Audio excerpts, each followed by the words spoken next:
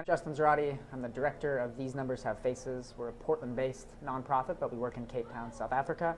And we provide college scholarships for young people who never have a chance to go to college. And our job is to empower them to become leaders and reduce poverty and then change their own country from the inside out. Means that my friends in South Africa and all of those under the crushing weight of poverty and inequity are not statistics.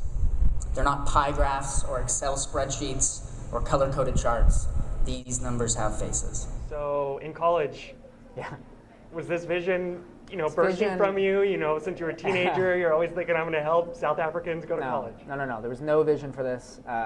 This is the way that I think that God works in the world. When I was in college studying communication studies, there only because hot girls are in that program. And I think that's why I did it as exactly. well. But now a lot has changed since then. And I think the secret has been that I've said yes to God, and I've shown up every day. And that's really the So secret. was there a moment where you just knew that this is what I need to do? I think it's a process. I think that it's small, tiny decisions over time. You're not going to get the writing on the wall. You're not going to get some huge fireworks blast. You're going to get tiny little things from God as a young person that says, do this. Okay, now do this. And then how about this? And I think that's the way that God uses us in that way, because it would be wasteful for him to have some 22-year-old and be like, this is what you're doing, because there's so much stress, and that's way too big. So he challenges us in these just tiny ways over time, and that's kind of the whole. That's purpose. do you think if God would have showed you the full vision of what you're doing now 5 years ago, that you would even gone No, I on wouldn't have been doing it, because I'd have been so freaked out. It would have been so overwhelming. It was this tidal wave.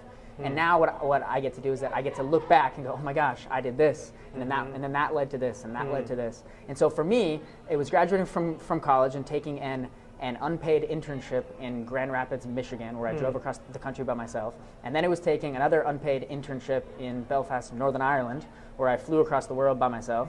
And then it was this trip to South Africa, and then back to Portland. And then throughout those 3 years of traveling and of soul searching, and then again just listening to God kind of tell me what he wanted to tell me, then it was all kind of revealed. So I think that's kind of the mysterious inner workings of the kingdom. It's not fully revealed to you. That's not the Do you think it's hard for this generation, 20-somethings right now, to go through that process just because? Of course. Because of do you think it's different? It's cultural, because we are a channel-changing generation. We're like, I don't like that, now I like this, and then I like this, and then I get new stuff whenever I want it. I can afford it. We have iPads and iPads and iPhones and all, and that kind of stuff makes us, as consumers and all, like we just think that we deserve things immediately. So I have young people apply for jobs at These Numbers Have Faces who are fresh out of college, but they have no experience, and they kind of expect that just because they have a college degree that I should just bow down to them and have them come in. And it's just not how the game works, I don't think. So I think that it's not that at all. So we have to, I think, really humble ourselves and really change our vision, especially in this new kind of economic times, that these early years here are not about what you're doing, but about the person that you are becoming.